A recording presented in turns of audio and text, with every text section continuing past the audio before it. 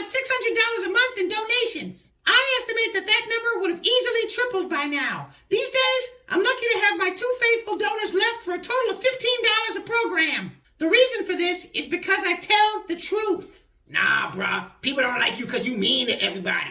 While patience for stupidity has never been one of my strong suits, the core of my lack of popularity is in the fact that I tell the truth. I used to listen to a lot of Earl Nightingale. He was like the Tony Robbins of the 1970s. He once stated that the truth will be the grounds for your dismissal. It doesn't matter where you are or what group or organization you belong to. The actual truth is almost never welcome, and the FBA grassroots is no exception. I say all that to say this. In hindsight, when this whole era is over and I look back, I want to know that I was telling you the truth. Tonight's program is going to test the intelligence of some of the brothers and sisters tuning in. It's really brief, so I just want you to listen closely. A conspiracy theory is a belief that some influential organization is responsible for an event or phenomenon. Whenever someone discounts or disregards any particular conspiracy theory, there's usually no shortage of people quick to present information that such a group or organization actually exists. It is exactly here where brothers and sisters must understand that there are conspiracy theories, and then there are conspiracies that are only theoretic.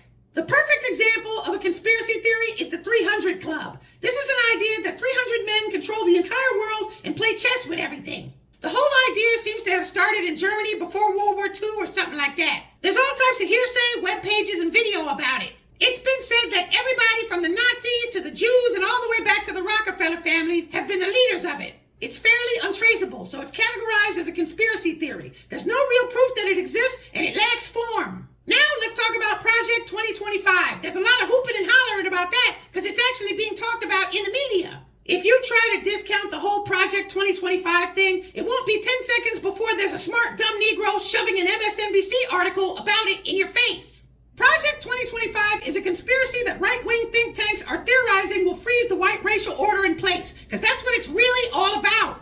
Think tanks are not government funded. They're funded by rich white supremacists. The reason every white supremacist organization is joining forces to fire half the government and all that other bullshit is because they can see the writing on the wall. They know that if they don't take emergency measures to make sure America becomes more of a dictatorship, that the white racial order is finished. While all that does sound scary, in order to make it pop off, they'll need an impossible amount of government cooperation. It's not going to happen. The U.S. government was specifically designed to make sure what they're trying to do is impossible, and the media knows it too. The liberal media is only using Project 2025 to scare black voters to the polls for Joe Biden. That is all. And while there are a bunch of rich people running around playing chess with the world, we do not need to worry about them right now. White supremacy's plan is still the same. It has not changed. Make sure Donald Trump is not re-elected, which brings everything back to us. The reason the grassroots obsesses about conspiracy theories is the same reason we obsess about other unnecessary things.